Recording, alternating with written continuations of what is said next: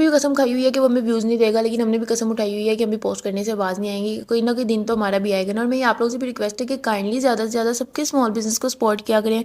आप लोग ऊट पटांग वीडियोज़ पे भी इतने लाइक और कमेंट करते हैं। एक अगर आप किसी भी बंदी के या बंदे के कोई स्मॉल बिजनेस अपना एडवर्टाइज कर रहा है, उस पर एक लाइक कमेंट कर देंगे, अप्रिसिएशन हो जाएगी। जो टिकटॉक है उसको फॉर यू पे ज़्यादा से ज़्यादा लेके आएगी और इस तरह किसी की रोजी रोटी चलती जाएगी। तो आप लोगों का क्या जाता है। और खैर ये सिर्फ इसलिए कि ज़्यादा से ज़्यादा सपोर्ट किया करें। कोई लड़की लड़का किसी ने भी अपना कोई छोटा सा काम अपना स्मॉल बिजनेस स्टार्ट किया, इसको ज़्यादा से ज़्यादा सपोर्ट किया करें। और मैं तो खुद इस चीज़ को बहुत अप्रिशिएट करती हूँ कि लड़कियों को स्पेशली ज़्यादा से ज़्यादा जो कुछ नहीं कर सकती ना, वो एटलीस्ट अपना थोड़ा सा काम स्टार्ट करें। और मेरे साथ बहुत सारी गर्ल्स काम कर सकती हैं जो अपना खुद से तो इन्वेस्ट करके काम स्टार्ट नहीं कर सकती, लेकिन अलहमदिल्ला मेरे साथ बहुत सारी लड़कियाँ काम करती हैं। विदाउट इन्वेस्टमेंट काम होता है वो, तो उसमें ऐसा ऐसा चाहिए असाइनमेंट वगैरह का रोला नहीं है। सेलिंग का काम ही है। और मेरे साथ बहुत सारी लड़कियां माशाल्लाह ऐड हैं और उस काम को करती हैं, प्रॉपरली करती हैं। तो अगर आप लोग मुझसे कोई ऐड होना चाहते हैं तो आप मुझे जो है टिकटॉक पे या इंस्टाग्राम पे डीएम कर सकते हैं।